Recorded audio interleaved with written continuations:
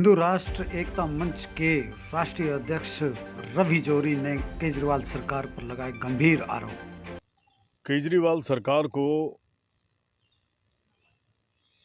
दिल्ली को आग में झोंकने का शौक है।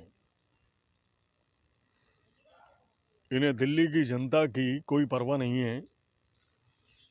इन्हें जब भी अगाए भगाए कोई मौका मिलता है, ये दिल्ली की जनता को आग में झोंकने का कोई भी अवसर छोड़ते नहीं। पहले सीए और एनआरसी का विरोध करने वाली जनता जो सड़कों पर बैठी थी, कभी शाहीन बाग इलाके में बैठी थी, कभी भजनपुरा इलाके में बैठी थी, उनका भी ये खुले रूप से समर्थन कर रहे थे और उनको भी ये सारी सुख सुविधाएं उनको पहुंचा रहे थे। इनके गुर्गे अपने गुर्गों के माध्यम से, जो किसी से छिपा नहीं है, इन्हीं का निगम पार्षद, इन्हीं का काउंसलर, जिसने दिल्ली में बड़े पैमाने पर बड़ी साजिश के तहत, जिसमें अनेकों जिहादी भी शामिल थे, वो सरकारी जानकारी से छिपा नहीं है। आज वो लोग हवालात के पीछे हैं, कानूनी शिकंजे में हैं,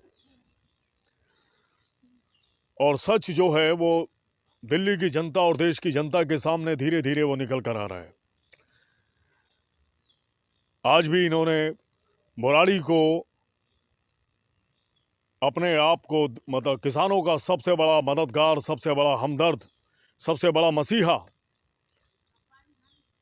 उन राष्ट्र विरोधी ताकतों के सुर में सुर मिलाकर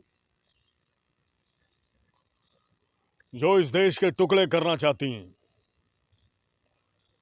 जो कभी कश्मीर से जहर उगलती हैं तो कभी पंजाब से जहर उगलती हैं, कभी हैदराबाद से जहर उगलती हैं, ऐसे जहरीले सांपों का समर्थन करना, ऐसी राष्ट्र विरोधी ताकतों का समर्थन करना इनके जीवन का लक्ष्य है केजरीवाल सरकार के।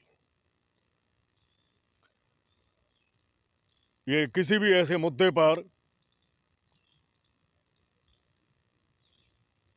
ऐसी राष्ट्र विरोधी ताकतों का सहयोग करने के लिए हमेशा तत्पर रहते हैं, जो किसी भी तरह दिल्ली और देश की जनता को बड़ी तबाही की ओर ले जाए। इन्होंने बुराड़ी को सबसे बड़ा सेंटर बनाया और आज कोरोना जो है पूरे दिल्ली में कहर बरपा रहा है, पूरे देश में कहर बरपा रहा है। हजारों की, लाखों की संख्या में अस्पतालों में लोग पहुंच रहे हैं और इनका झूठ, इनके एमएलए जो रोज एक झूठ बोलते हैं कि अस्पताल, सारे अस्पताल सारी सुख सुविधाओं से लैस है।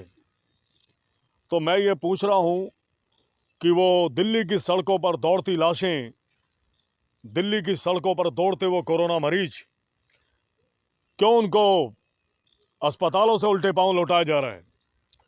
क्यों अस्पतालों में बेड खाली नहीं है? क्यों आईसीयू के नाम पर उनको बाहर धकेला जा रहा है? ये दिल्ली की जनता आपसे सवाल कर रही है केजरीवाल साहब। मैं हिंदू राष्ट्र एकता मंच के माध्यम से दिल्ली की जनता की आवाज को उठाता है और उठाता रहूंगा। आपके हर गलत फैसले के खिलाफ जब भी मुझे बोलना होगा मैं बोलूंगा। आप चाहें तो मुझे फांसी पर चढ़ा दें या मुझे सूली पर लटका दें, चाहें तो आप मेरी हत्या करा दें, लेकिन मेरी आवाज आपके हर गलत निर्णय के खिलाफ उठी है और उठती रहेगी। आज बुराड़ी के अंदर मैंने जितना सूत्रों से मुझे जानकारी मिली और जितना सरकारी सूत्रों से के माध्यम से, जो मैंने पत्रिकाओं के माध्यम से, अखबारों के माध्यम से, न्यूज चैनलों के माध्यम से जितना जाना, जितना पढ़ा, जितना सुना, कि किस तरह से मैं किसी कौम पर कटाक्ष नहीं करूंगा, क्योंकि सबसे पहले हम भारतवासी हैं। मेरी पहली प्राथमिकता है कि सबसे पहले मैं भारतीय हूं। ना कोई मेरी जाति है, ना कोई मेरा धर्म है। मैं सर्वप्रथम सबसे पहले भारतीय हूं, ये मेरी पहली प्राथमिकता है। और उस प्राथमिकता के मद्देनजर मैं ये जरूर कहना चाहूंगा कि नए नए चोले पहनकर, नया मुखौटा लगाकर, नए चेहरे लगाकर, भेष बदलकर आधे से ज्यादा वही आबादी इस किसान आंदोलन में भाग ले रही है जो एनआरसी और सीए के मुद्दे पर, जिन्होंने दिल्ली का घेराव किया, दिल्ली की सड़कों का घेराव किया, दिल्ली की न्यायपालिका के लिए वो बड़ी चुनौती बने, दिल्ली की पुलिस तंत्र के लिए बड़ी चुनौती बने, दिल्ली के प्रशासन के लिए बड़ी चुनौती बने और दिल्ली की जनता के लिए बहुत बड़ी चुनौती बने। क्योंकि आवाजाही के रास्तों पर जिस तरह से वो लोग डेरा डाले बैठे थे, ये बड़ा मुश्किलों का दौर था। और इस मुश्किल के दौर में डालने के लिए ये दिल्ली की केजरीवाल सरकार सबसे बड़ी प्रमुख जिम्मेदार है। प्रमुख इनके ऊपर जिम्मेदारी है, क्योंकि जिस तरह से ये पर्दे के पीछे से इनके सिपह सलार, इनके एमएलए, इनके काउंसलर, जिस तरह से इनको गैर कानूनी तरीके से इन लोगों को फंडिंग हो रही थी, जब उनका खुलासा हुआ तो वो सड़कों से उठकर भागे। उनको ये इस बात का आभास होने लगा कि अब कानून जो है धीरे धीरे मतलब सख्ती बरत रहा है, क्योंकि हमारी सच्चाई जो उजागर हो रही है कि किस तरह से हमें दुश्मन मुल्कों से हमें मदद मिल रही है, दुश्मन मुल्क के इशारे पर और जम्मू कश्मीर में बैठे लोगों के इशारे पर, जिहादियों के इशारे पर जिस तरह से इनको मदद मिल रही थी, वो जब सामने खुलासे हुए तो वो सड़कें छोड़कर भागे, वो डेरे में बैठे लोग छोड़ वापस भागे। तो इसी तरह आज बुराड़ी के अंदर भी एक ऐसी महिला का फोटो आया किसान आंदोलन में, जो पहले हाथरस में हुए कांड में भाभी का रोल अदा कर रही थी कि ये इसकी भाभी है। और जब मीडिया के माध्यम से उसका खुलासा हुआ कि इस महिला का तो इस लड़की से कोई संबंध ही नहीं है, ये तो सब फरेब है, साजिश है, गहरी साजिश के तहत पूरे यूपी को आग में झोंकने के लिए बड़ी साजिश के तहत उस माहौल को गरमाया जा रहा था। दलितों के नाम पर मतलब एक बड़ा जघन्य कांड को अंजाम देने की, बड़ी साजिश को अंजाम देने की योजना थी। और इन सभी साजिशों को फेल करने के लिए मैं हिंदुस्तान की सर्वोपरि सर्वप्रिय मोदी सरकार को और मोदी सरकार में बैठे सभी उन मंत्रियों को, उन एमपीज को, उन सरकारी अधिकारियों को मैं धन्यवाद देना चाहूँगा कि जिन्होंने इनकी कड़ी से कड़ी जोड़कर जो इन साजिशों के राज को खोला और देश की जनता के सामने जब ये राज खोला तो देश की जनता और दिल्ली की जनता देखकर दंग रह गई कि हमें कितनी बड़ी आग के अंदर धकेला जा रहा था। तो ये केजरीवाल सरकार जो है, इन्होंने जमातियों को भी पूरी छूट दी। पूरे देश में, दिल्ली का पूरे देश में जा जाकर जिस तरह से कहर उन्होंने बरपाया, वो किसी से छिपा नहीं है। इन्हीं जमातियों ने स्वास्थ्य कर्मियों के साथ जो बदसलूकी की वो किसी से छिपी नहीं है। और इनके जो झूठे वायदे, केजरीवाल सरकार के झूठे जो वायदे थे कि कोरोना के दौरान जिस भी निगम कर्मी की मौत होगी, जिस भी स्वास्थ्य कर्मी की मौत होगी, उसको 1 करोड़ रुपए का ये ऐलान, 1 करोड़ रुपए देने, 1 करोड़ पैकेज देने का ऐलान करते हैं। और आज जो मेरे को जानकारी मिल रही है सूत्रों से कि वो परिवार, उस परिवार के आश्रित मारे फिर रहे हैं अपने हक और अधिकार के लिए कि उस परिवार के एक सदस्य को स्थायी नौकरी दी जाएगी और 1 करोड़ रुपया दिया जाएगा। आज उनके घरों में रोटी के लाले हैं, कोई कमाई का जरिया नहीं है, कोई आय का जरिया नहीं है, मगर उनके दर्द और पीड़ा सुनने का इस केजरीवाल सरकार के पास वक्त नहीं है।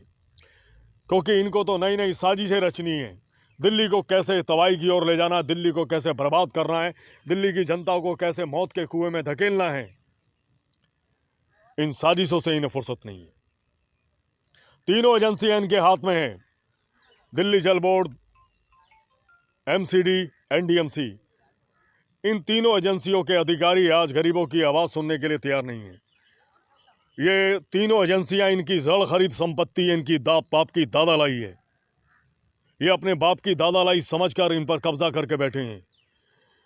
एनडीएमसी में इनकी इतनी मनमानी है कि कोई अधिकारी गरीबों को मुलाकात का समय देने के लिए तैयार नहीं है। गरीबों की पेंडिंग पड़ी फाइलें जो सालों से सड़ रही हैं, उन पर अधिकारी उनकी कोई प्रतिक्रिया नहीं है कि किस तरह से वो पीड़ित परिवार सालों से धक्के खा रहे हैं अपने पेंडिंग कामों को पूरा कराने के लिए। मगर इस एनडीएमसी डिपार्टमेंट में, नई दिल्ली नगर पालिका परिषद में, इन्होंने बेईमानों की ऐसी फौज खड़ी कर दी है अधिकारियों के नाम पर। ऐसे बेईमानों की, ऐसे माफियाओं को इन्होंने लाके बैठा दिया है कि वो गरीबों की आवाज सुनने के लिए तैयार नहीं है। लोग अपने दस्तावेज जाकर जमा कराते हैं, लेकिन वो दस्तावेज कौन से डस्टबिन में डाल दिए जाते हैं, इसकी कोई जानकारी नहीं है। हक और अधिकार लोगों गरीबों के छीने जा रहे हैं। उनके हक और अधिकार से उन्हें वंचित किया जा रहा है। किसी की जवाबदेही इस नई दिल्ली नगर पालिका परिषद में तय नहीं है। चेयरमैन, सेक्रेटरी से लेकर डायरेक्टर लेवल तक सभी अधिकारी गूंगे और बहरे और गहरी नींद में बैठे। कुंभकर्ण जी भी शायद इतनी गहरी नींद में नहीं होंगे जितना नई दिल्ली नगर पालिका परिषद के अधिकारी गहरी नींद में बैठे हैं। आज जल बोर्ड के अंदर, जल बोर्ड को तो ये अपने बाप की खरीदी हुई संपत्ति समझते हैं, जो मनमाने ढंग से ये जल बोर्ड को चला रहे हैं। निगम कर्मियों को कई महीनों से तनख्वाह नहीं देते हैं और कभी दिल्ली को केंद्र के हवाले करने की बात करते हैं, कभी निगम कर्मियों को तनख्वाह ना देने के लिए केंद्र सरकार को जिम्मेदार ठहराते हैं। अरे भाई, कब तक पल्ला झाड़ते रहेंगे आप? कब तक इसी तरह आप रोटियां सेकते रहेंगे? कब तक अपनी तिजोरियां भरते रहेंगे आप और आपके सिपह सलार? और दिल्ली की गरीब जनता भूखी मर रही है, एमसीडी के कर्मचारी भूखे मर रहे हैं। ये दिल्ली की जनता, ये एमसीडी के कर्मचारी, एनडीएमसी के कर्मचारी आपसे जवाब मांग रहे हैं। आप अपनी जवाबदेही से भाग रहे हैं और अब ये वक्त आ गया, आपको जवाब देना पड़ेगा, वरना ये दिल्ली की जनता है जनाब। ये जब मौका आएगा तो आप ये मानकर चलिए कि ऐसा मुंह तोड़ जवाब देगी कि आपको ये इस बात का आभास होगा कि आप कहाँ खड़े हैं और दिल्ली की जनता कहाँ खड़ी है। मैं इन्हीं शब्दों के साथ रवि जौहरी, राष्ट्रीय अध्यक्ष, हिंदू राष्ट्र एकता मंच, आप सभी का अभिनंदन, सभी का स्वागत। सभी को मेरी ओर से गुरु नानक देव जी की जयंती पर हार्दिक शुभकामनाएं। और मैं सदैव आपकी सेवा में तत्पर रहूंगा। आपका भाई रवि जौहरी। जय हिंद।